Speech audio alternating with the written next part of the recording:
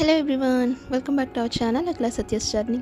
రోటీ, చపాతీ, పూరి ఇలాంటి వాటి కోసం మనం చేసే కూరలు ఎప్పుడూ ఒకేలా కాకుండా కొంచెం డిఫరెంట్గా పావుబాజీ టేస్ట్ వచ్చేలాగా ఈ విధంగా ఒక్కసారి చేసి చూడండి. బంగాళదుంప మిల్ మేకర్ కాంబినేషన్లో ఈ కర్రీ ఎలా చేసుకోవాలో చూసేద్దాం రండి.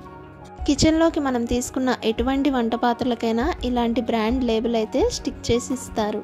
సో ఇటువంటి వాటిని రిమూవ్ చేయడం చాలా కష్టం. సో కొత్తగా మనం యూజ్ చేసే ఎటువంటి వంట పాత్రలకైనా ఇలాంటి వాటిని ఈజీగా ఎలా రిమూవ్ చేసుకోవాలో ఇప్పుడు చూద్దాం.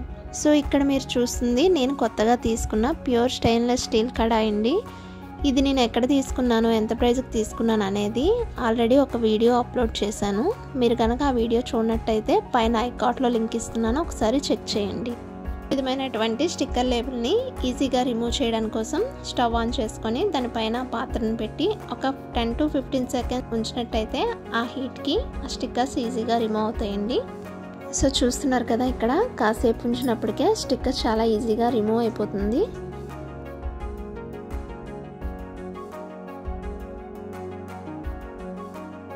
చూస్తున్నారుగా ఎంత చక్కగా రిమూవ్ అయిపోయిందో.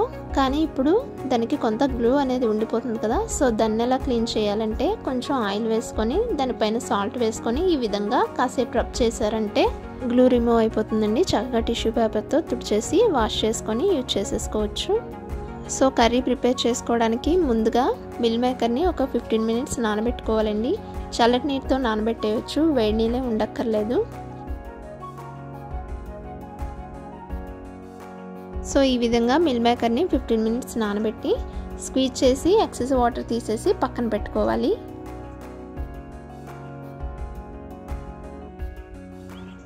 ఇప్పుడు బంగాళదుంపల్ని ఈ విధంగా ముక్కలుగా కట్ చేసి కుక్కర్లో పెట్టుకొని తగినంత వాటర్ వేసిన తర్వాత 2 whistles వచ్చేంత వరకు ఉడికించుకోవాలి. సో కుక్కర్ చల్లగా అయిపోయిన తర్వాత బంగాళదుంపలన్నీ ఈ విధంగా తొక్క తీసి పక్కన పెట్టుకోవాలి. ఇప్పుడు కర్రీ ప్రిపరేషన్ కోసం కడాయి పెట్టుకొని అది హీట్ ఎక్కిన తర్వాత తగినంత ఆయిల్ వేసుకొని అందులో ఆవాలు, జీలకర్ర, శనగపప్పు వేసుకొని కొద్దిగా వేగిన తర్వాత ముందుగా కట్ చేసి పెట్టుకున్న ఉల్లిపాయలు, పచ్చిమిర్చి, కరివేపాకు కూడా వేసి దోరగా వేయించుకోవాలి.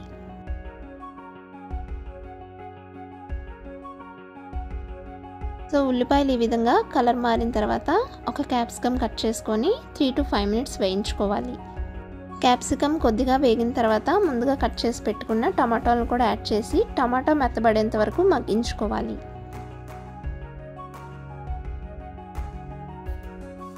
సో టమాటాలు ఈ విధంగా బాగా మగ్గిన తర్వాత ముందుగా నానబెట్టి పెట్టుకున్న మిల్ మేకర్ని మొత్తం యాడ్ చేసి ఒక 5 minutes వేయించుకోవాలి.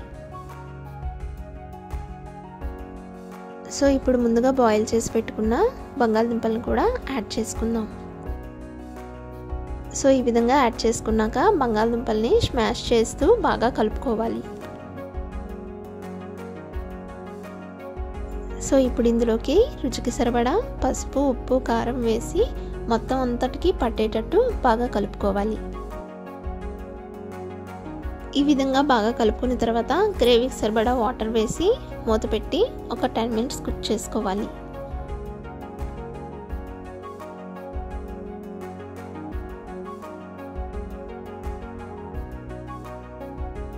ఒక 5 minutes తర్వాత మూత తీసి ఈ విధంగా చెక్ చేసుకోండి.